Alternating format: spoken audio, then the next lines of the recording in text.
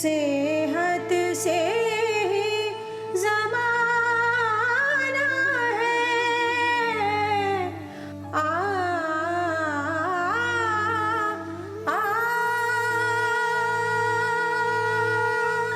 السلام علیکم خواتین و حضرات، ڈی ڈی اردو کے پروگرام علم صحت میں ہم آپ کا خیر مقدم کرتے ہیں۔ پچھلی بار جب ہم نے بات کی تھی کس طرح سے یونانی طب ہندوستان پہنچی اور کس طرح لوگوں نے اسے اپنی زندگی میں شامل کیا، ایسی کیا خاصیت رہی ہوگی اس طب میں کہ باہر کی ہونے کے باوجود یہاں کے لوگوں نے اسے اپنایا۔ یوں تو یونانی طب میں کئی خاصیتیں ہیں، مثلا بیماری کی پہچان کرنے کے طریقے۔ آج کی کڑی میں ہم اسی پر توجہ دیں گے۔ یونانی طریقہ علاج میں نبض کو بہت اہمیت دی گئی ہے، لیکن محض نبض کو محسوس کر کے ہی مریض کے حالات کا بیان کر دینا کوئی آسان کام نہیں ہے۔ اس کے لیے لمبے تجربے کی درکار پیش آتی ہے، اور ظاہر سی بات ہے کہ تجربہ ایک دن میں تو آتا نہیں ہے۔ اس کے لیے ضرورت پڑتی ہے کئی سالوں کی کڑی محنت اور ریاضت کی، جو ایک بڑیا حکیم کی دیکھ ریکھ میں ہی ہو پاتی ہے۔ یونانی جو طریقہ علاج ہے یہ ہولسٹک اپروچ کا حامل ہے۔ ہولسٹک اپروچ کا مطلب یہ ہے کہ پوری باڈی کو ایک جسم تصور کیا جاتا ہے اور ہر آرگن، ہر عضو ایک دوسرے سے جڑا ہوا مانا جاتا ہے۔ چنانچہ اگر کسی ایک آرگن میں کوئی تکلیف ہوگی، کوئی بیماری ہوگی، کوئی انفیکشن ہوگا تو دوسرے آرگنز بھی اس سے افیکٹڈ ہوں گے۔ اس لیے حکیم جو یونانی میڈیسن کا ڈاکٹر ہے وہ مریض کو اس کے مزاج کو سمجھنے کی کوشش کرتا ہے اور کس وجہ سے یہ بیماری ہوئی ہے اس وجہ کو تلاش کرنے کی کوشش کرتا ہے۔ بہت سے امراض ایسے ہوتے ہیں کہ آدمی کے ذہن سے آدمی کی صورت دیکھ کے ہی معلوم ہو جاتے ہیں کہ کس شکل میں آدمی آ رہا ہے۔ ہمارے پاس جب مریض آتا ہے تو ہم سب سے پہلے اس کا شکل دیکھتے ہیں اور اس کے بعد نبض دیکھتے ہیں۔ نبض دیکھتے تو معلوم ہو جاتا ہے کہ نبض کی جو قوت ہے انبساطی اور انقباضی، یعنی ایک کھلنے کی اور ایک بند ہونے کی قوت ہے۔ مجھے دونوں کا احساس ہوتا تھا کہ بند ہونے کی قوت میں کیا اثرتا ہے اور کھلی میں کیا ہوتا ہے۔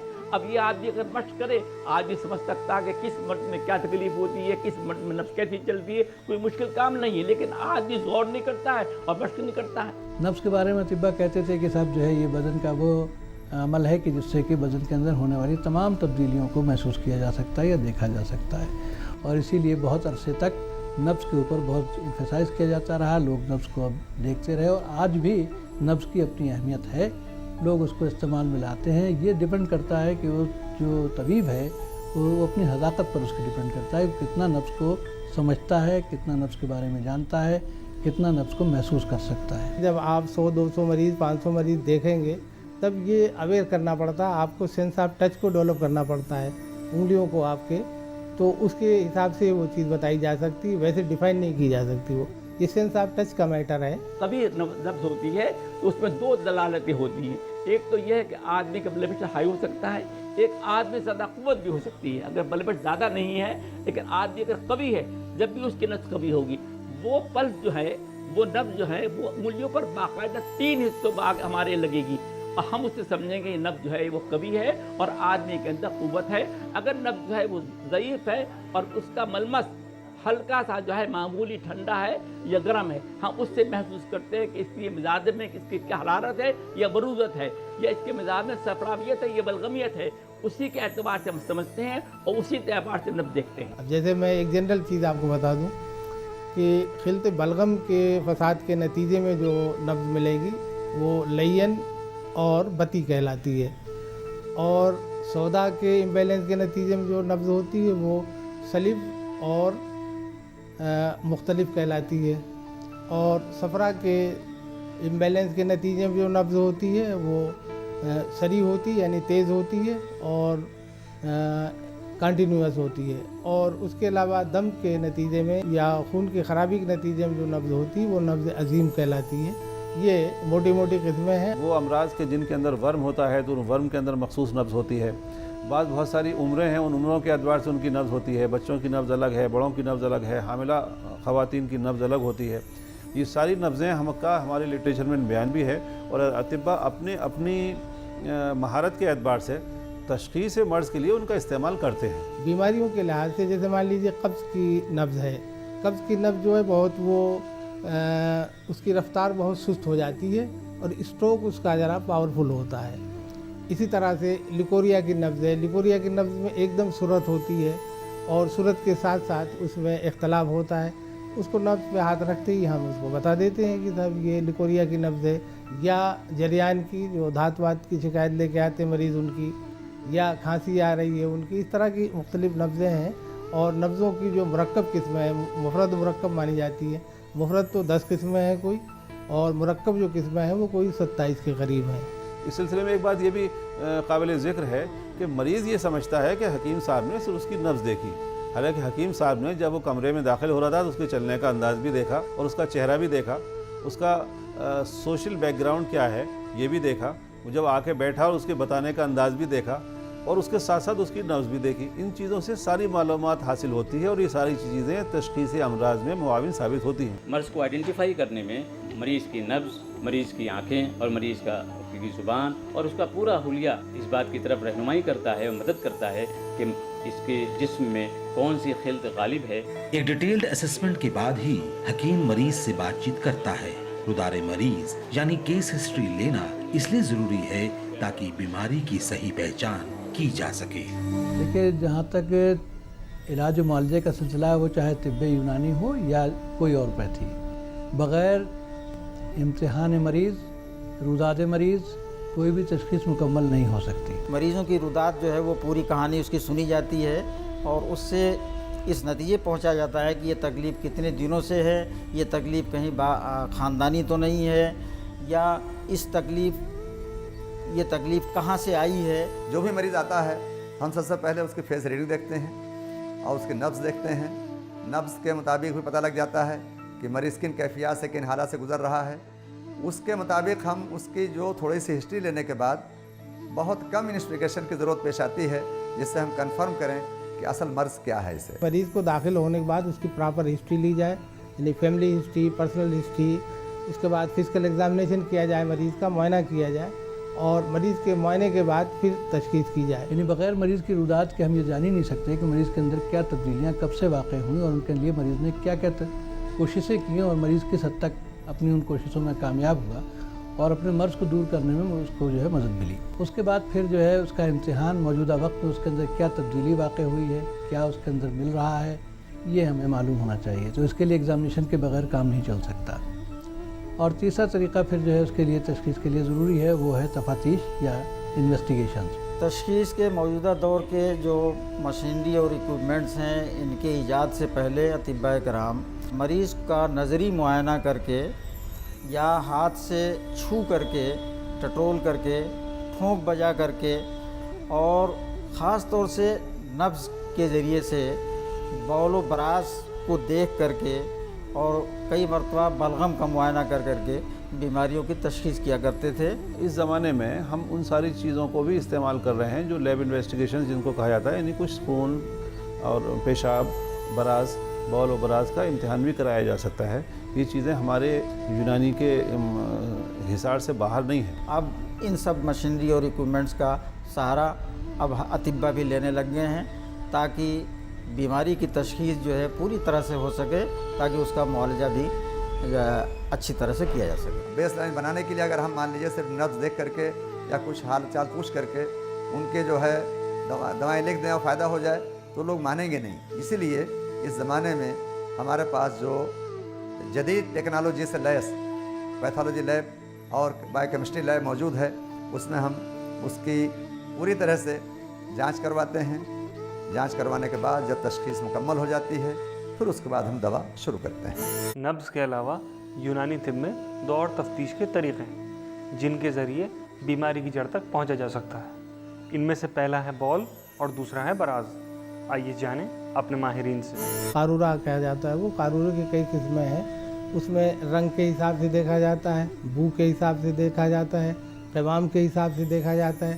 مختلف بیماریوں میں رنگ بھی تبدیل ہو جاتا ہے، قوام میں بھی تبدیلی ہو جاتی ہے۔ جیسے جیسے رنگ زردی مائل بڑھتا جاتا ہے، طب کی نظر میں یہ سمجھا جاتا ہے کہ یہ حرارت کی طرف یعنی گرمی کی طرف اس کا رجحان زیادہ ہے۔ تو اس لحاظ سے ہم کو قارورہ دیکھ کر کے اندازہ ہو سکتا ہے کہ مریض کے بدن کے درجہ حرارت کیسی ہے۔ اسی سے بیماریوں کا اندازہ ہوتا ہے کہ کس بیماری میں کیا چیز तब्दीली आती है उसके अंदर बोल के अंदर, और उसी बेस पे उसको असेस किया जाता है कि इसको ये बीमारी हो सकती है। इस वक्त मरीज़ यहाँ पर एडमिट हैं वो ज़्यादातर जो है फालिज के एडमिट हैं या फिर उनके जो है दिमागी मराज के एडमिट है जिसके अंदर जो है बलगम की ज़्यादती होती है।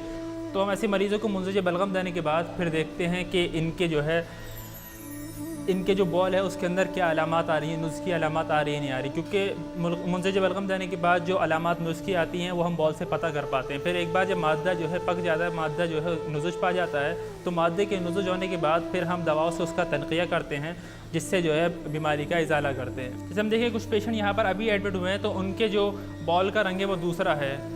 जैसे ये पेशेंट जो है सिर्फ 3 दिन पहले एडमिट हुआ है तो इसके बॉल के अंदर नुज़ुज की कोई अलामत नहीं है। इस बॉल का रंग जो है सफ़ेदी माइल है, इसके अंदर थोड़ी ग़िल्ज़त है और इसके अगर हम रसूब देखें तो इसके रसूब भी थोड़ी देर तक कायम रह रहे हैं, मतलब कि मादा इसके अंदर जो है कोई गलीज़ मादा मौजूद है जिसकी वजह से इसके रसूब इस वक्त मौजूद हैं। इसके बलमुक़ाबिल हम देखें ये पेशेंट जो है जो पिछले 15 दिन से दवा खा रहा है तो इसके बाद हमें लग रहा है कि इस मरीज़ के बॉल के अंदर जो है नुज़ुज के अलामत मौजूद हैं और इसका रंग तब्दील हो रहा है। इसके अलावा जो है इसके अंदर कोई कदूरत नहीं है, ये कारूरा शफ़ाफ़ है, इसका रंग जो है वो तिबनी की तरफ माइल है। अगर पेशाब ग्रीनिश है यानी वो हरेपन में ज़्यादा है तो उसमें इम्कानात ज़्यादा होते हैं कि वो इन्फेक्शन है, तादिया है, तो उसके लिए भी हम कल्चर एंड सेंसिटिविटी का टेस्ट करा के देख लेते हैं। इसी तरह से रंग के और रसूब के अलावा कारूरे का जो है वो उसकी मकदार के ऊपर, उसकी बू के ऊपर भी दलालत की जाती है। जैसा कि हम सब जानते हैं कि कारूरे की मकदार इस पर मुनसर करती है कि मौसम क्या है, पानी कितना पिया जा रहा है, यानी बदन के अंदर हाइड्रेशन कितना है। पेशाब उसको बार बार आ रहा है और ज़्यादा मकदार में आ रहा है तो हमें महसूस करते हैं कि मुमकिन है कि इनको ज़्यादतस सुकरी की बीमारी हो, तो उसके लिए भी हम जांच कराते हैं। पेशाब से पहले जलन होता और हर 2-2.5 घंटे में एक वक्त पेशाब करना पड़ता है। अगर पेशाब करने में देरी हो गई तो कंट्रोल से बाहर पेशाब कपड़ों में हो जाने का खौफ रहता। मुझे इनकी दवाइयों से फ़ायदा हुआ है। एक चीज़ जो बीच में माने दरमियान में हायल है वो ऑब्स्टेकल, वो उम्र का तकाजा है। वो उम्र जैसा आदमी की बढ़ती रहती है डिजेनरेशन होता है। बोल और बराज की जांच भी तशखीस का एक ज़रूरी हिस्सा है।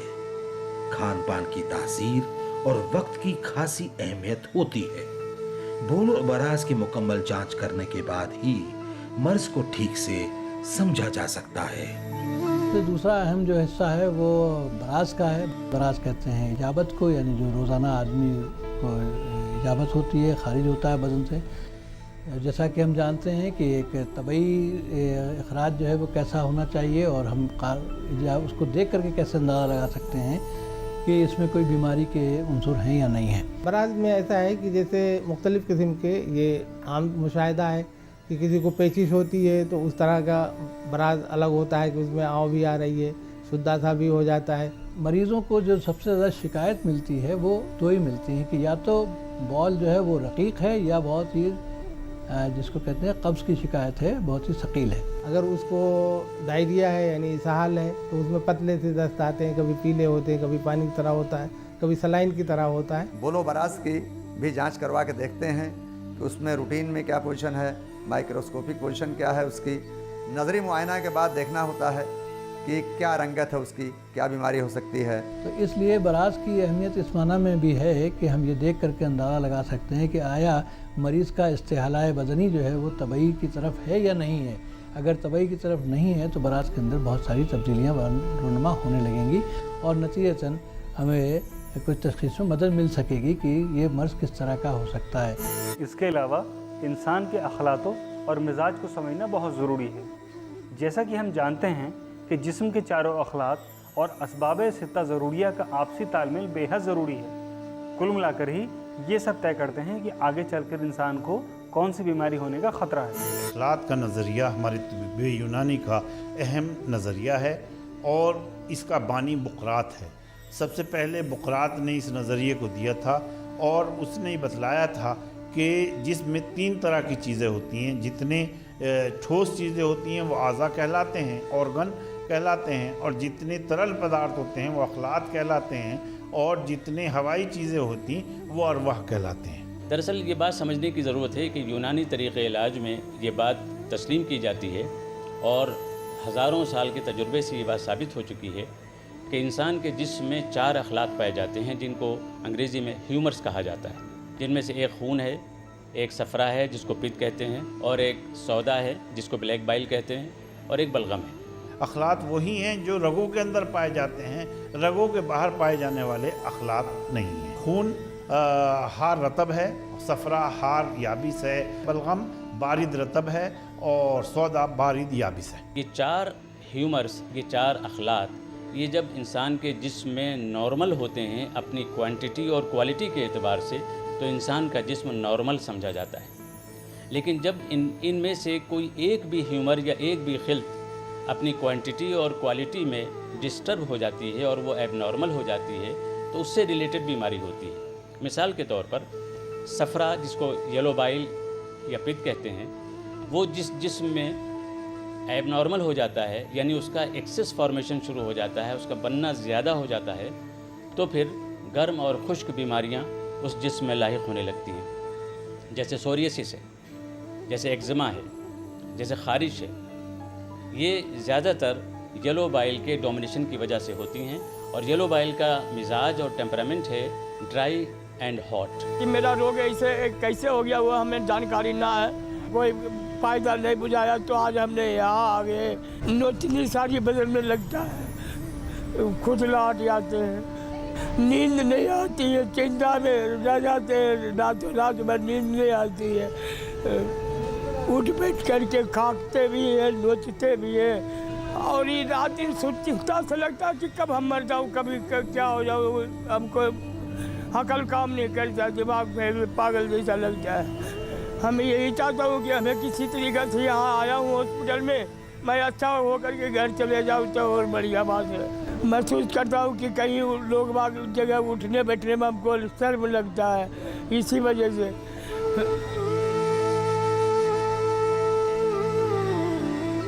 लिहाजा ऐसे मरीज़ से हम ये कहते हैं कि वो गर्म और खुश्क चीज़ों से परहेज़ करे। खा जाती बहुत, खाई बहुत आती थी, है तो कुछ कम है, इलाज करने कुछ कम है।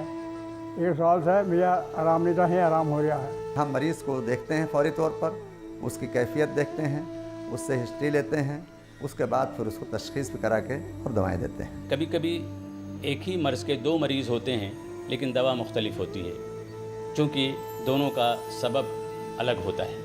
मिसाल के तौर पर एक मरीज़ नज़ले की शिकायत लेकर आता है और दूसरा मरीज़ भी नज़ले की शिकायत लेकर आता है, लेकिन एक को मिजाज में हरारत की वजह से नज़ला हुआ है और एक को मिजाज में बरूदत के गलबे की वजह से नज़ला हुआ है। इसलिए हरारत और बरूदत यानी गर्मी और सर्दी सबब है, लिहाजा जो गर्मी का सबब है जिस मरीज़ में, उसके लिए दूसरी दवाओं का इंतखाब होगा, और जिस मर्ज़ का सबब सर्दी है और बरूदत है, उसका इलाज बिल्कुल दूसरी दवाओं से होगा। यूनानी तिब में इंसान के मिजाज और तबीयत पर ख़ास तवज्जो दी जाती है। जब तक कि मरीज़ के मिजाज की पूरी तरह से शिनाख्त न कर ली जाए, किसी भी तरीक़े के इलाज की शुरुआत नहीं की जाती, और यही वजह है कि ये इलाज हर मरीज़ के लिए एक अलग और नए तरीक़े से ही तैयार किया जाता है। कि यूनानी की बुनियाद जो है वो मिजाज के ऊपर है। हम आम ज़बान में लोगों को समझाने के लिए एक बात ही कहते हैं कि यूनानी के अंदर मरीज़ का इलाज किया जाता है, मर्ज़ का इलाज नहीं किया जाता।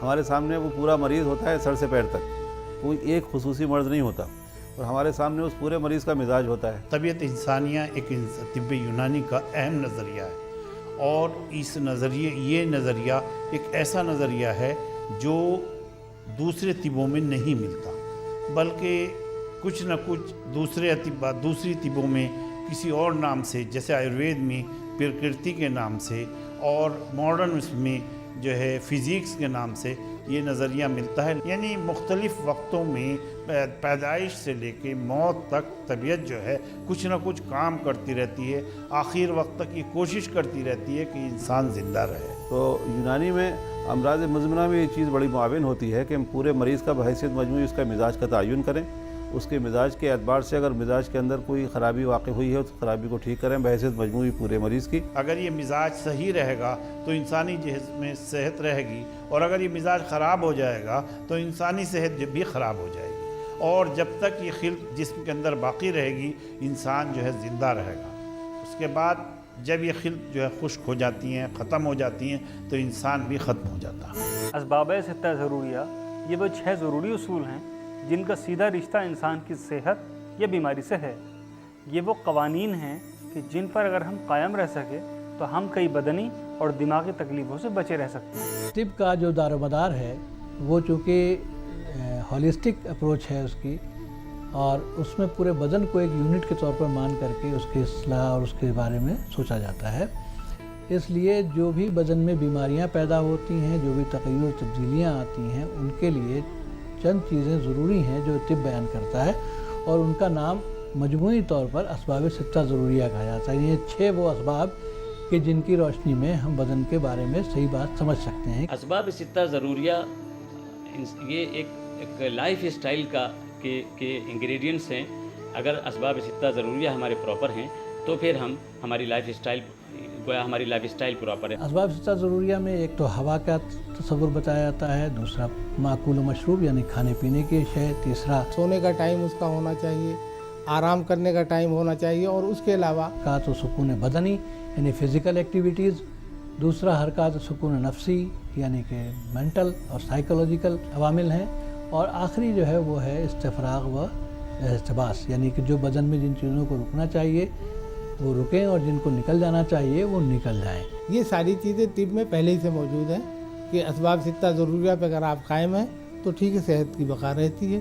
اسباب ستہ ضروریہ کا مطلب یہ ہے کہ ہم کھانا پراپر وقت پہ کھائیں، جو کچھ کھانا چاہیے وہ ہم کھائیں، ہم کو پراپرلی سانس کی ہوا کی ضرورت ہے، آکسیجنیٹڈ ایئر کی ضرورت ہے، لہٰذا ہم کو صبح کے وقت جہاں پولوشن نہ ہو جس ایئر میں، وہ ایئر ہم کو زیادہ سے زیادہ انہیل کرنا چاہیے تاکہ ہمارے لنگس اور جو برونکیولس ہیں وہ کھلیں اور انہیں زیادہ سے زیادہ آکسیجن پہنچ سکے، اس لیے کہ زیادہ سے زیادہ آکسیجن پہنچے گی تبھی بلڈ پیوریفائی ہوگا، اور جب بلڈ پیوریفائی ہوگا تبھی آرگنس کا نیوٹریشن ہوگا، اور آرگنس کا نیوٹریشن ہوگا تو پراپرلی انسان کا جسم جو ہے وہ صحت مند رہے گا۔ تو طب یونانی کا جو یہ کانسیپٹ ہے، جو یہ طریقہ ہے کہ اسباب ستہ ضروریہ کو سامنے رکھ کر کے صحت کے بارے میں معلومات رکھیں، اور جو پیرامیٹر یا جو طریقے بتائے گئے ہیں ان کے تحت وہ اپنے آپ کو پرکھ لیں کہ ہم صحت مند ہیں یا نہیں ہیں، اور بہتر یہ ہے کہ اپنے آپ کو صحت مند رکھنے کے لیے اسباب ستہ ضروریہ کا بیشتر استعمال جتنا وہ کر سکتے ہیں، جتنا ان کی معلومات ہے اتنا ان کو کرنا چاہیے۔ تو آج کی اس کڑی میں ہم نے یونانی طریقہ علاج میں کام آنے والے تشخیص کے طریقوں کے بارے میں سمجھا اور جانا، جہاں ایک طرف نبض، بول و براز جیسے طریقوں کو خاص اہمیت دی جاتی ہے، وہیں دوسری طرف مزاج، طبیعت اور اخلاق کا اسباب ستہ ضروریہ کے ساتھ کے توازن پر بھی بحث کی جاتی ہے۔ ایک صحیح ڈائگنوسس ہی پورے اور پکے علاج کی نیو ہے، اور ایک ماہر طبیب کو دکھانے کے بعد ہی صحیح طریقہ علاج کا آغاز ہو سکتا ہے۔ تو آج کی اس کڑی میں بس اتنا ہی۔ آپ سبھی کی تندرستی اور لمبی عمر کی دعا کرتے ہوئے میں آپ سے ودا لیتا ہوں۔ اگلے ایپیسوڈ میں ہم بات کریں گے موڈس آف ٹریٹمنٹ کی۔ خدا حافظ۔ پرکھوں سے ملا ہے خزانہ یہ ہم